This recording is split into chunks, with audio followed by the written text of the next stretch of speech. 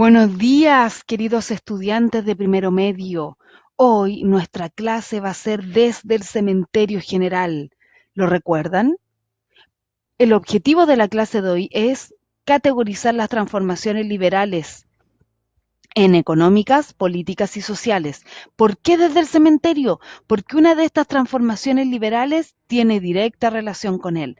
Así que vamos a tomar algunos apuntes, vamos a abrir nuestro libro, a traer nuestro cuaderno, nuestro lápiz, a tratar de estar lo más atentos posibles y después que les enseñe estas transformaciones, vamos a hacer un recorrido juntos por el cementerio y vamos a comprender cómo estos cambios van a ser tomados, por ejemplo, por los conservadores de la época. Ya, chiquillos, acompáñenme, vamos. Ya, chiquillos, nosotros a lo largo de toda esta unidad hemos visto varios temas, ¿ya?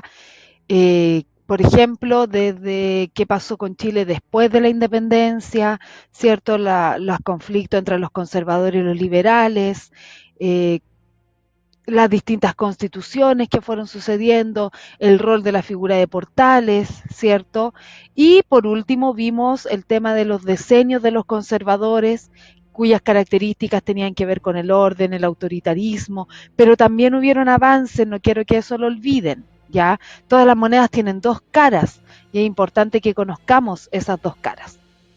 Entonces, lo que vamos a ver hoy día es qué pasó. ¿Qué pasó que hizo que esos diseños de los conservadores se acabara y que ahora vinieran los gobiernos liberales? ¿Ya? Una de las razones que se van a encontrar para que termine la era de los conservadores tiene que ver con este mismo orden y esta misma autoridad. Van a empezar a nacer un grupo de intelectuales y eso es importante. Cuando uno lee, aprende, y se lo he dicho desde que nos conocemos. Por lo tanto, estos intelectuales que van a leer y van a estudiar en la universidad y van a ser escritores, por ejemplo, van a empezar a cuestionar este orden, van a empezar a cuestionar esta autoridad. ¿Ya? Por un lado, entonces, tenemos a estos intelectuales. Por otro lado, tenemos eh, algunos conflictos que va a empezar a tener el orden conservador también con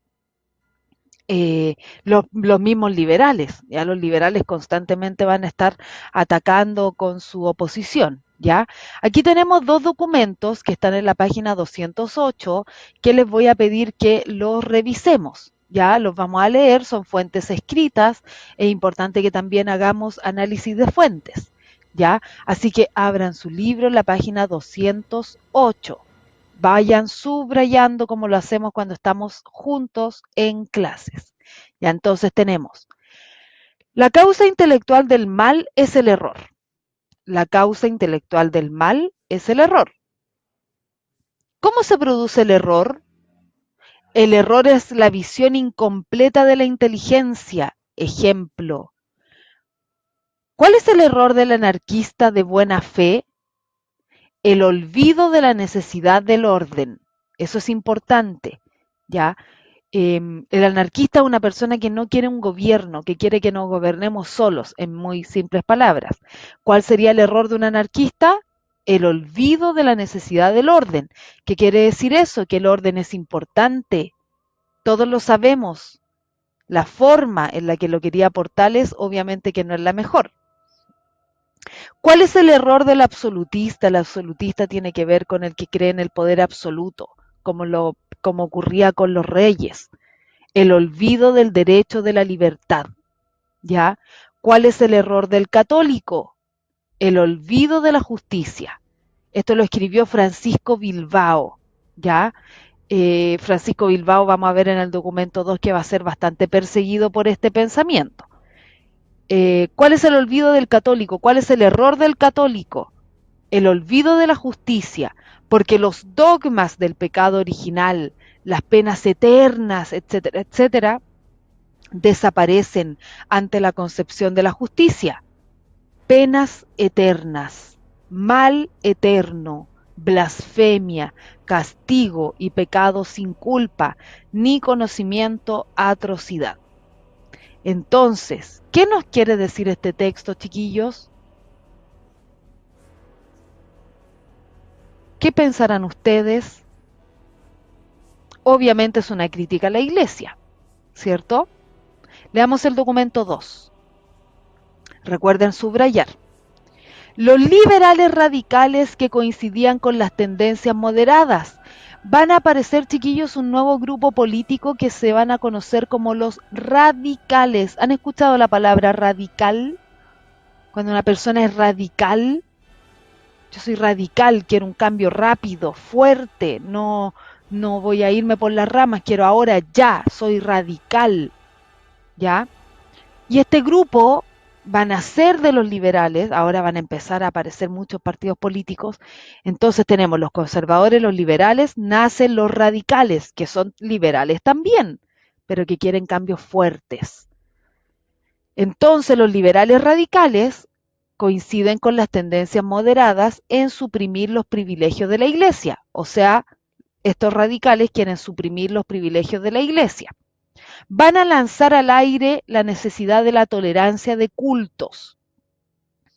Estos liberales radicales van a proponer que haya tolerancia de cultos. ¿Qué piensan ustedes que va a ocurrir? ¿Les va a gustar a los conservadores esta idea? La reacción católica tratará de oponerse por todos los medios a una tolerancia que considera nefasta, presionando sobre el fiscal de la nación, por ejemplo, para que encarcele al radical chileno Francisco Bilbao. Encarcele, chiquillos, por estas ideas que está proponiendo, quien había desarrollado una serie de ataques contra el clero. El liberalismo radical, que había hecho posible las ansiadas reformas económicas en el espacio religioso, no había podido lograr una tolerancia en nombre de la inmigración y el progreso. Tenemos dos documentos, uno de Francisco Bilbao, uno de la respuesta de los católicos. Nos vamos a dar cuenta que obviamente estos cambios no van a ser fáciles de llevar a cabo. Continuemos, chiquillos. Ahora vamos a empezar a ver los cambios políticos, los cambios en el sistema electoral y los cambios religiosos. Entonces, ahí es cuando después vamos a ir a este tour por el cementerio. Ya, chiquillos, acompañen. Vamos a revisar entonces rápidamente las transformaciones de los liberales. Página 213. Aquí tenemos las transformaciones políticas. Por ejemplo, se prohíbe la reelección presidencial. Eso va a ser un gran cambio porque hasta ese momento el presidente, recuerden que era elegido 5 años y podía ser reelegido inmediatamente. Se reduce el quórum, esto es interesante y es difícil un poquito de explicar, ¿ya? Tiene que ver con la cantidad de personas que se necesitan para lograr un acuerdo. Por ejemplo, si estuviéramos en la sala y yo digo, chiquillos, quiero que lleguemos, tomemos una decisión, si hacemos esto o hacemos esto otro, o vamos al cementerio o vamos a otro lugar. Entonces, para que podamos tomar una decisión, debería haber un quórum. Eso significa que debería estar la mayoría, ¿ya? Eso es el quórum, que hayan la cantidad de personas necesarias para tomar una decisión, ¿ya? ¿Por qué se reduce?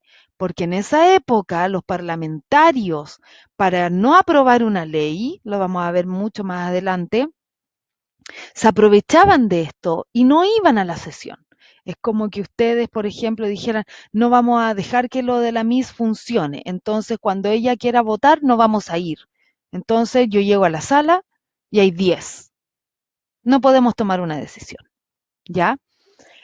Se disminuyen las atribuciones del Poder Ejecutivo en los casos de excepción. Por ejemplo, hoy día estamos en toque de queda, pero sabemos que es por la cuarentena, que es porque hay una pandemia. Entonces el presidente no puede llegar y lanzar un estado de excepción, ¿ya?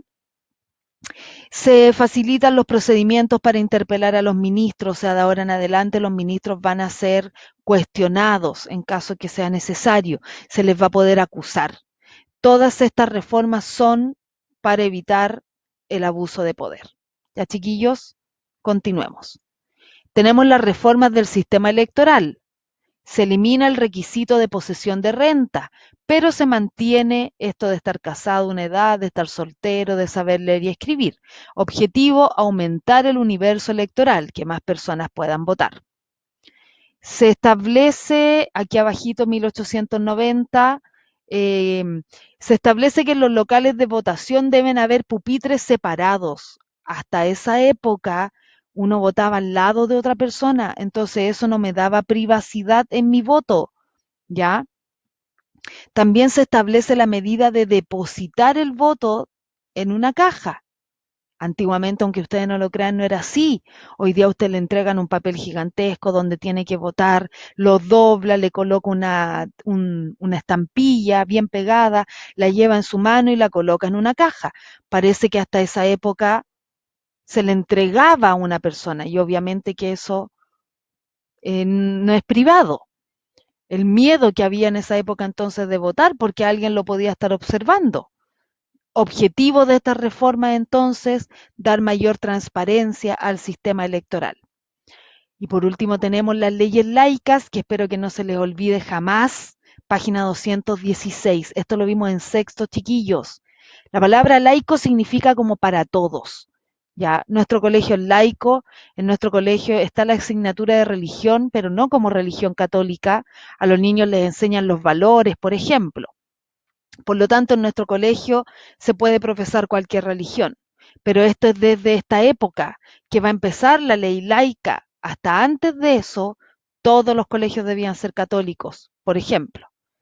Ley de cementerio laico de ahora en adelante, todos pueden ser enterrados en el mismo lugar.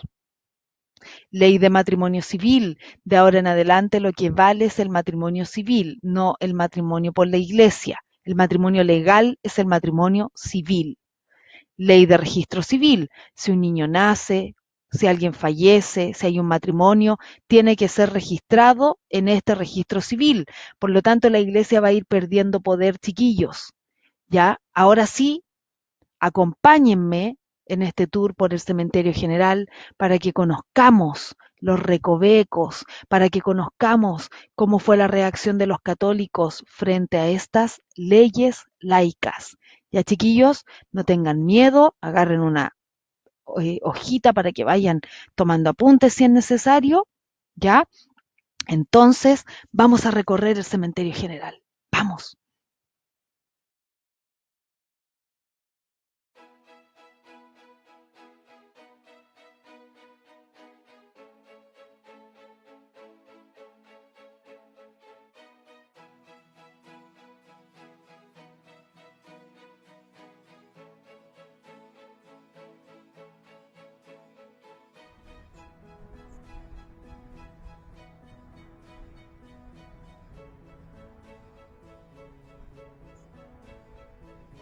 Buenas tardes, mis queridos visitantes. Esta vez el patrimonio será de casa. Soy el doctor Lorenz Acier.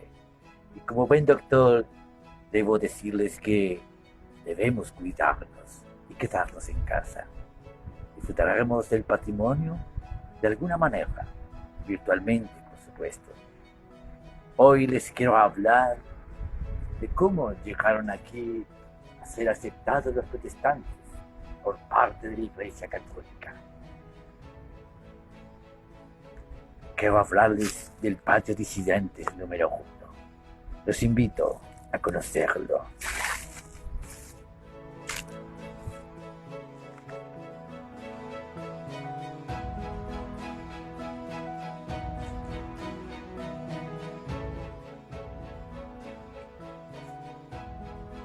Este es el patio disidente número 1. La primera solución que ofreció la Iglesia para sepultar a los protestantes en este cementerio. Cuando comenzó la separación del Estado de la Iglesia, los conflictos se trasladaron a los cementerios. Ellos se negaban a la posibilidad de que protestantes fueran sepultados junto a los católicos. El Estado, en represalia por esa situación, les prohibió sepultar las iglesias. Comenzó lo que se llamó la persecución de los muertos. Se dieron tristes escenas. La primera solución que ofreció la Iglesia es que los protestantes fueran sepultados en un lugar separado por altos muros y anchos a la vez. Así, de esa forma, estarían separados de los católicos. Y así entonces nace el patio disidente número 1. Pero algunos inescrupulosos pensaban que este patio no contaba con la protección de Dios y se daban cita en el lugar para hacer actos de brujería u otros.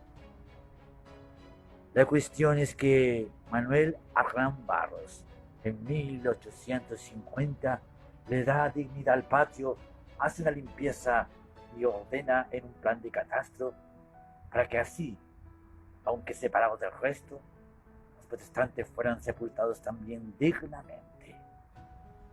Descubramos la historia y los misterios de este patio.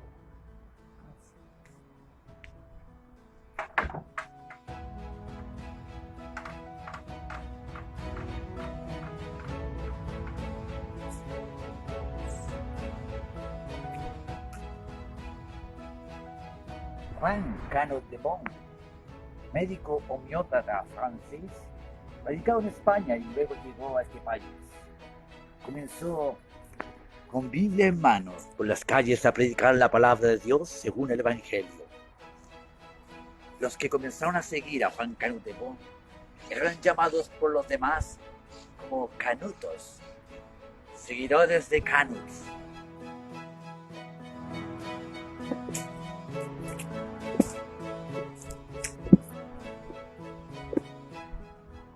Quizás muchos hayan escuchado hablar de la familia Frankenstein. Algunos conocerán los mitos, las leyendas que hay en torno a esa familia. Pero lo que no sabe es que los Frankenstein llegaron a Chile. Y si alguno piensa que estoy hablando de una tontería, les presento la sepultura de los Frankenstein.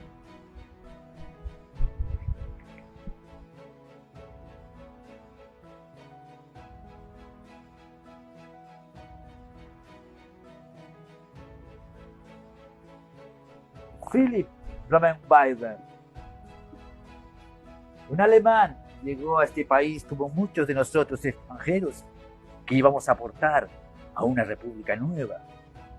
Este alemán fue el primero que hizo el estudio de la flora y fauna de este país y lo graficó específicamente en una enciclopedia con unos dibujos magistrales también realizados por él. Fue el primer director del Museo de Historia Natural, Adolfus Amandus Philipp Blumenweiser.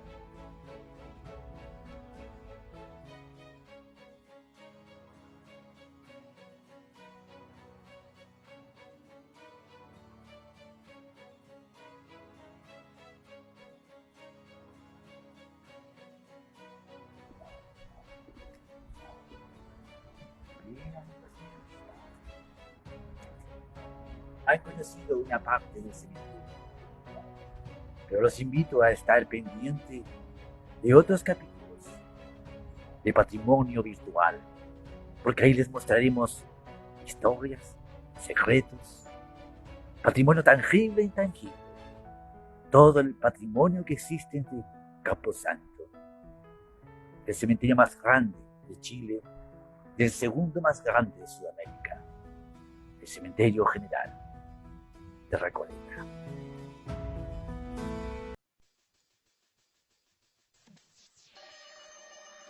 Ya, chiquillos, ¿qué les pareció este recorrido por el cementerio?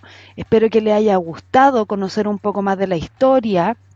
Espero que hayan aprendido las reacciones, por ejemplo, de los sectores conservadores, la reacción de la Iglesia Católica, qué pasaba con los protestantes, los que fuimos al cementerio en octavo básico, sexto básico, espero que hayan recordado un poco, ¿cierto?, de este hermoso viaje que hicimos por la historia de nuestro país.